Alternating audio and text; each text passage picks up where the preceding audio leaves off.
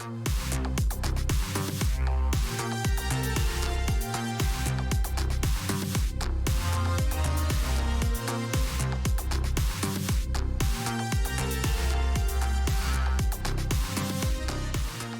everybody. Here is ServiceNow Expeditions. We explore ServiceNow universe step by step. And today with you, your guides, Mike, Ivan, and Ula. So what are we going to do today, Ula? We are diving further into the world of business rules. We started out last week's session with display business rules. And today we're going to focus a bit on before business rules. So let's open up our instance. Here we are in our famous ServiceNow Expeditions applications in the Classic Studio. So what do we have? Okay, so business rules. One of my favorite parts actually in the ServiceNow space, speaks well to me. What we're doing today is discussing on before business rules. So you could have it for multiple reasons, but in essence to me, you could have it to enforce how your application should behave, or you could enforce ways to avoid how it should behave. That's basically the idea of on before business rules to me. So let's go further. For today's session, we have made some preparations in our Expeditions application. If you would like to open up the Expedition form, please. Yeah, we have already prepared the record for our new expedition. And as you can see here, we have our form changed a little. So what changed, Ula? Yeah, we've added a start date and end date for our expedition form here. And so every expedition should have a designed time period it should be going on. And thinking of today's session, we want to do some simple automation using business rules. Using the start and end date, you could perform an automation to calculate how many days is this expedition passing, maybe for reporting purposes. So in the studio, you have already prepared one new business rule for that. So I will open it and let's talk about what we have inside. Let's see when this should be happening. Okay, whenever a record is inserted or updated, and we have a start date and we have an end date, then we have all the needed process needed to do a calculation. And in the advanced section here, we have a tiny script of a couple of lines that just simply takes the calculations of these start and end dates, does a calculation on the duration, and then we get the how many days was it, and then we put this field, this data, into a separate field called expedition length, which is not shown on the record because it's might not be needed for the form. So that's what we have prepared. Let's try it out. So that means that if I come here and let's say change one of the dates, I should have the field calculated, the value calculated and stored on the record. But as I cannot see it at the moment, I'll just put it on the form. Yeah, let's do so. Here is our field. And let us just double check because I see some value there already, if it works. And it works. Amazing. Yeah. Very, very simple and powerful automation done entirely in this business rule.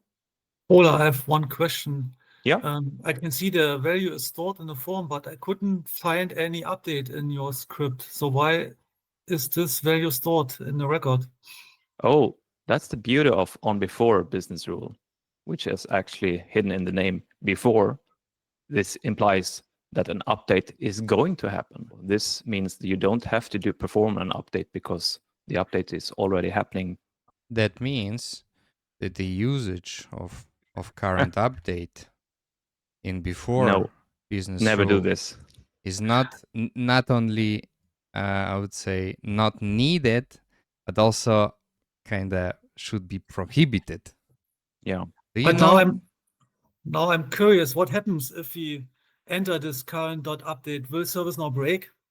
Once upon a time it did. Nowadays, I believe they catch it and see that would be executing as an infinite loop. And in my experience, this can happen. I already saw such code in implementations. So the question is, how can we identify whether such a scenario is appearing in ServiceNow or not? I presume we can utilize debugging features that ServiceNow provides. Oh, sounds good. yeah. Sounds good. Or should we Want try to- and save this current update in the before rule? Yeah, let's break ServiceNow. Let's try it. So we have already opened the feature which we are going to use for debugging. It's called script tracer, right? You can open it using the application navigator and searching for script tracer. We have it here in our separate window. So how do we do it, Mike? And just, can you please go back to the business rule? Just want to make sure that this business rule is really firing. So because the condition was not empty. And so that means so what is happening for the user here? Whenever we perform a current update, ServiceNow starts another transaction. And in this transaction, this business rule is performed again by ServiceNow.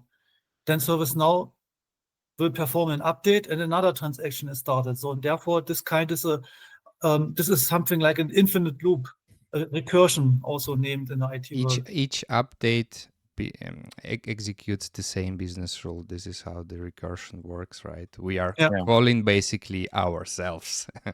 Exactly. All right, so it fits. The faulty condition looks great. So what do we do next? Yeah, we do the same what you have done before. Can you please go back to the form of the expedition? Just enter another date because we want to make sure that it's really fired. So then, no. I said only prepare. I didn't say it anything. But interesting to see. Nothing happened here in the background. So now I'm curious what really happened. So we can do the same, change any value, but do not save. Then go back to the tab with the script debugger or the script tracer. Yeah. So the script tracer is part of this feature in ServiceNow called script debugger. It's on the first tab, and then you can click on Start Tracer. That way, ServiceNow will record in one transaction all server-side executions of any scripts which are traceable. Now you can save the form. And then we should see something in the script debugger. Exactly. Interesting. There's only one execution of our business rule. So that means there are some safe mechanisms that prevent this from happening. It seems so. I would expect more than one execution of the business rule, but maybe ServiceNow is clever enough nowadays to recognize this and prevent a continuous updating. Still, current.update is a bad idea in general. Exactly. So therefore, remove this. Let's also talk about another common pitfall here. If you switch back to the one to run, it's executing on a not empty start date and a not empty end date. Let's just also add a message in the code to see when the execution is happening.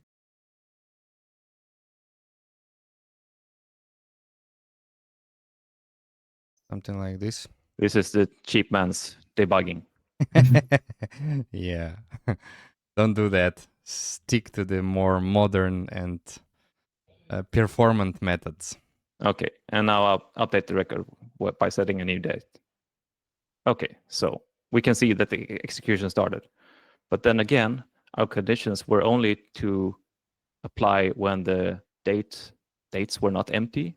Is that enough? Probably not. Just update the description field here to add something. And remove the banner first. Wait. Yeah. Remove the banner and then save. Oh. So here we can see the calculation has been done. The business rule has been executed. But it's not needed to execute because the dates have not changed. Exactly. It's still calculating. It means it still consumes the resources, right? Yeah.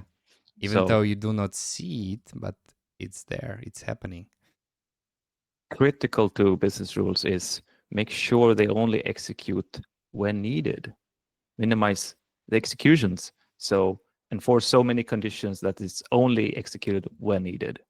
So in this example, just setting the start and end date is just not enough. We should also check if they have changed. We can add one more condition, select start date, and from the drop down here, we can select changes. Yeah. Right. And also we need to do it for the end date. End date. By the way, one another pitfall, and I already saw this in implementations, was skipping the first two rows. Leaving out is not empty, because if you only choose start date changes, it could also change to nothing, and then your calculation would run into an error. So therefore, always double check. It has to be filled and it must change. Yeah. And of course, for the date specific use cases, if we are comparing the dates, it's better to understand which one should be before another one, right? It's like now you're going really advanced. Start date cannot be after end date, right? We haven't enforced that kind of logic yet. So if you execute it and set those dates, try it, and we should have a negative number of length. Yeah. Oh, that works. We are basically going backwards in time. Some of my experiments caused the black hole to be created inside of our ship. All right. So, but this is, of course, just showcasing the whole point, right, of the business rules. All right, guys, what do we do next? Let's talk about, so we did some enforcement and some simple automation, and then let's talk about the second option you can have to prevent an application from executing if some conditions are not met. And by the way, before we go forward, just to clarity of the users, if we update this description again, nothing will happen, as we have prepared two conditions to make sure that they're not triggered and consuming the resources of our system in vain. Great. Now let's switch to the next use case. Ola? Yeah. Last time we added a new table to our application, a destination table, which contained a difficulty level. So for this scenario, if you switch back to the form, please, we have an expedition leader and we have a destination. And we do want the expedition leader to be certified to take an expedition that has a certain difficulty. For this, we have implemented another table, a certification table, which just is a simple table of reference to the user and reference to the difficulty level that they have passed, so to speak. Here we can create records. We can try with one. Just add a person here. Oh, thank you. Oh, wait, I'm not going to thank you yet. What level am I certified for? You are, of course, an expert, Ula. Oh, thanks. Thanks. All right, so now we have created one record. Yeah. What we're doing in our expeditions table is, if you switch back to that form, when we're appointing expedition leader, we want to know that they have the proper certification for this destination difficulty. At this point, I'm the only one certified. All right. Ooh. So this is the second way you can do on before business rules. Enforce that a record is not saved until you have the proper conditions, whatever those are. Okay, let's try Ula. Maybe one hint, because a business rule which prevents saving a form can be a bit confusing, because if you choose again my name and then try to save this, if you only look on this form, you might think the value is already saved. And I came to this situation, and to be sure that it's really not saved, you have to reload the form. Yeah, it's not there. True. Let's Great. Let's add, try to add me as expedition leader this time just to see how it behaves. Oh, and it worked. And I can be. Okay. So let's dive into the business rule and just see more in detail. All right, how we it have works. the second business rule, which I mentioned at the beginning. It's called check certification on leader. Now let's open it and check what kind of logic do we have inside. Again, we have a before insert update. We have selected an expedition leader should not be empty, and the expedition leader changes. Good. Okay, let's switch to advanced.